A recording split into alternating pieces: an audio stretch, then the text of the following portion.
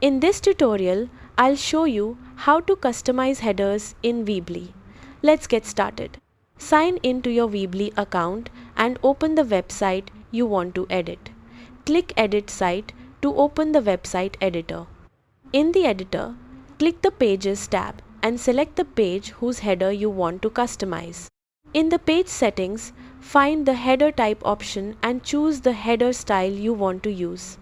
If the page is set to no header, select a different header type to enable header customization. Next, return to the Build tab. Click on the header area to edit it. You can add or change the heading text, upload a background image, adjust the layout, and customize other available header elements to match your website's design. Preview your website to make sure the header looks the way you want.